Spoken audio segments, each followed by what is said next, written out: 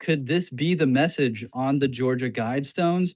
Maybe it's not that they just want to have this ruling class. Maybe they know once the population gets to a certain amount that this same thing that happened in this mouse experiment will happen with humans. This would also explain the Cabbage Patch Babies and why they had to repopulate the earth because we had too many people and they stopped reproducing.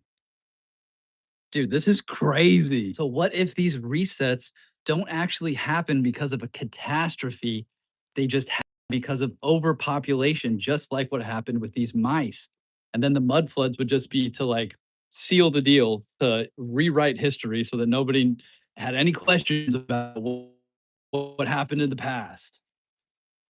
Dude, it's a crazy ass perspective.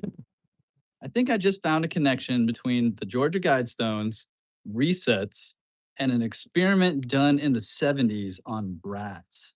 So, my bad. It was on mice, not rats. So, this was a man made mouse utopia called Universe 25.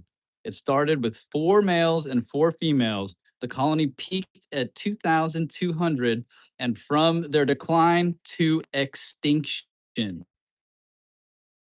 Once a tipping point was reached, the mice and scientists still extrapolate this model to humans on Earth.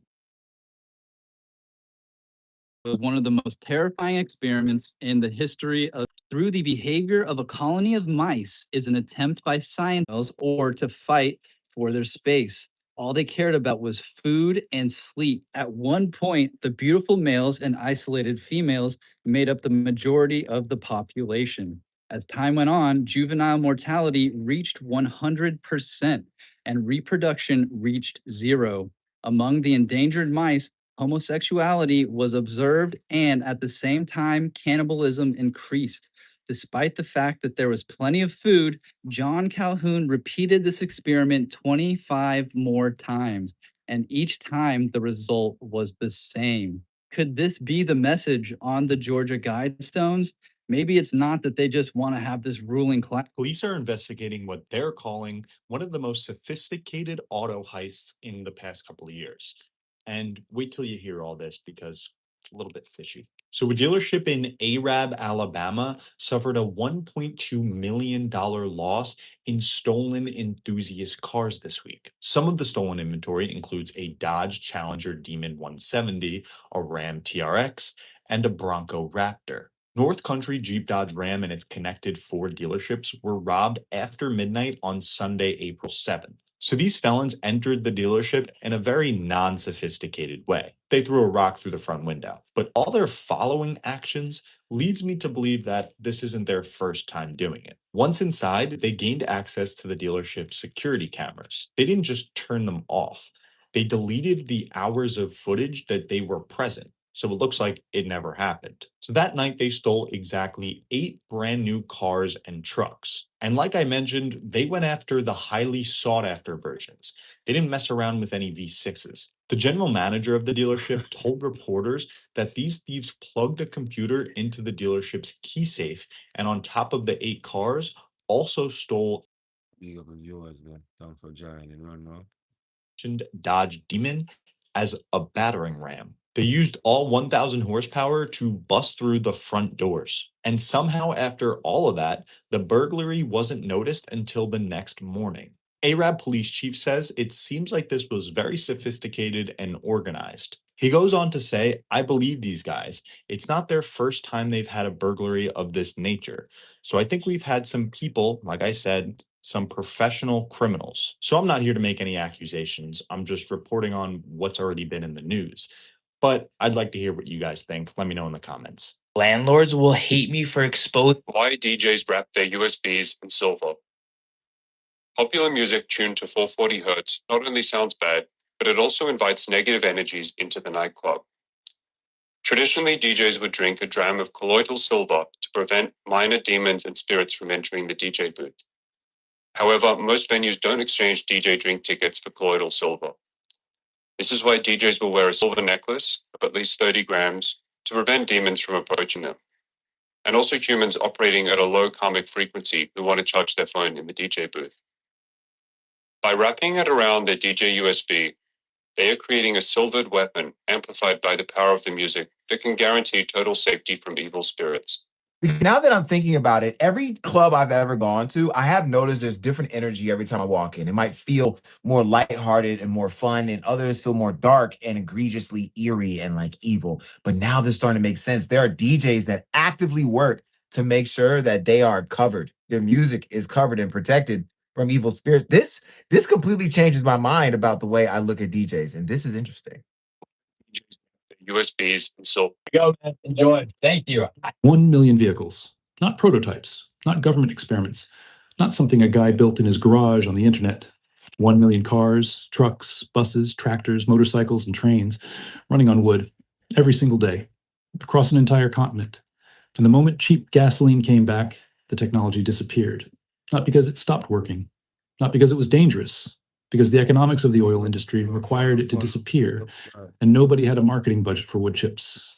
What I'm about to show you was mass-produced in 1931. Sweden ran 73,000 vehicles on it. Germany ran 500,000. Australia ran 72,000. The United Nations published a full technical manual on it in 1986. You have never been told any of this, and you can build the core concept at home right now for the cost of a bag of hardwood chunks and some pipe fittings. Here's the full history, the science, the suppression, and the modern build. The device is called a wood gas generator, also called a gasifier, a producer gas unit, or if you want the original term, an invert generator. Here's the principle in one sentence. You burn wood in a controlled, oxygen-restricted environment, and instead of ash and smoke, you get a combustible gas that runs any internal combustion engine, car, truck, generator, tractor, with minimal modification. The gas produced is primarily carbon monoxide and hydrogen. Not the same thing as the carbon monoxide from a poorly vented heater. This is deliberately generated, filtered, cooled, and fed directly into an intake manifold. Engines barely need adaptation. Most World War II conversions were done in garages by mechanics with basic tools. The modern DIY build breaks into 4 components. The reactor, the sealed metal chamber where wood chips are loaded and partially combusted, stainless steel pipe, end caps, and a controlled air inlet. Most builders source stainless tubing from HVAC, suppliers or restaurant equipment suppliers. Budget $200 to $300 for a basic reactor. The cooling section, the gas exits the reactor at high temperature and needs to cool before entering the engine. A coil of stainless or copper pipe, run through a water bucket or soil, drops the temperature adequately. You likely have the materials for this already. The filter, the gas carries fine particles and tar that will damage an engine if unfiltered. A cyclone filter, essentially a metal cone that spins the gas and drops up particles, followed by a packed wood chip or foam filter bed, handles this. Total materials, $30 to $50. A carb adapter, a simple T-fitting on the air intake of the engine that allows producer gas to mix with the incoming air. Most engines accept this without any internal modification. Full build guides and a whole community exist at driveonwood.com, a community of engineers who have been running modern vehicles on wood gas for decades. The FAO's 1986 technical document, Wood Gas as Engine Fuel, is freely available from the United Nations and covers the full Swedish engineering research from the 1950s. That document was written so a rural mechanic in a developing nation could build and operate one. It is not complicated. Total build cost for a basic generator unit, $200 to $400. Fuel cost per 100 kilometers, the price of a bag of hardwood at the hardware store. I want to tell you about the moment I stopped being able to unsee this. We had a brutal windstorm last spring, the kind that takes trees down across the road and kills power for 3 or 4 days across the county. I had been prepping our property seriously for 2 years at that point. Rain barrels, soil amendments, stored food. I thought I had thought it through. Then I watched my neighbor, a retired mechanic, been on that property 40 years, fire up his shop. Not a gas generator, not solar. He had a small stationary gasifier he'd built from scratch, feeding a converted small engine, running off the pile of split hardwood behind his garage that he uses for heating anyway. He had lights, he had a drill press. He charged my battery bank for me. I stood there in the rain watching this 68-year-old man run power off wood, and I realized I had been preparing in the wrong direction entirely. I had been buying solutions. He had built a system. The technology he was using peaked in 1944 and then got quietly walked back to the margins. Not because it didn't work, because it worked on things that were already free. I went home and ordered the FAO manual that night. It changed how I think about energy. The story starts in France, not in wartime, in a chemistry lab in the 1870s. The process of converting solid organic material into combustible gas, Gasification was first used commercially for street lighting and cooking fuel before natural gas infrastructure existed. City gas, coal gas, wood gas, variations of the same thermochemical process powered the early industrial world before petroleum became the dominant story. This is not obscure chemistry. It is the direct predecessor of the energy system that built modern Europe. Then in the 1920s, a French-German engineer named Georges Imbert became obsessed with making it mobile. Imbert's insight was specific. Previous gasifiers were enormous, stationary, industrial. He wanted something that could sit on a vehicle and feed an engine in real time. By the late 1920s, he had a working prototype. By 1931, the Imbert generator was in commercial production. By the late 1930s, approximately 9,000 wood gas vehicles were operating across Europe, almost exclusively by enthusiasts and early adopters, functional, proven, economically viable, and almost completely invisible to mainstream automotive culture because gasoline was cheap, available, and aggressively marketed. Then, September 1939 changed everything. Germany invades Poland. Within weeks, fuel rationing begins across continental Europe.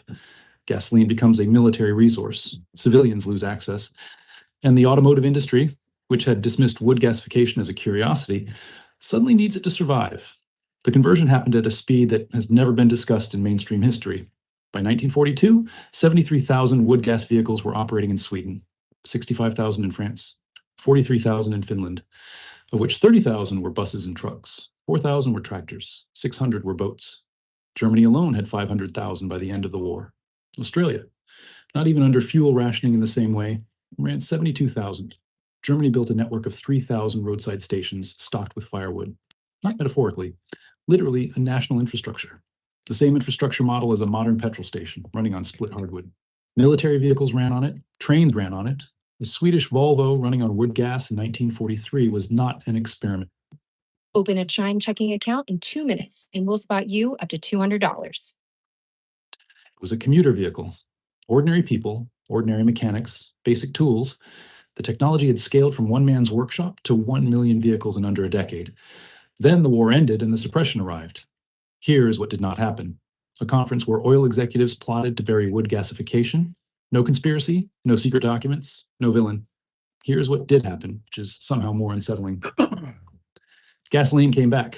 In 1945, the oil supply normalized. American and Middle Eastern petroleum flooded back into European markets, cheaply and immediately. The calculus changed overnight. Wood gas required you to load fuel manually, required a warm-up period before the engine could run. It reduced engine power by roughly 25%. It required periodic maintenance of the filter system, and it ran on wood. Gasoline required none of that. You stopped at a station, filled the tank in 3 minutes, and drove. That convenience, backed by an oil industry with enormous post-war infrastructure investment and political relationship with government, made the choice feel obvious. Not because wood gasification had failed, it had performed exactly as designed across 1 million vehicles for 6 years, but because the competing product was being delivered cheaper and easier than anyone had managed before. By 1950, West Germany had fewer than 20,000 wood gas vehicles left. By 1955,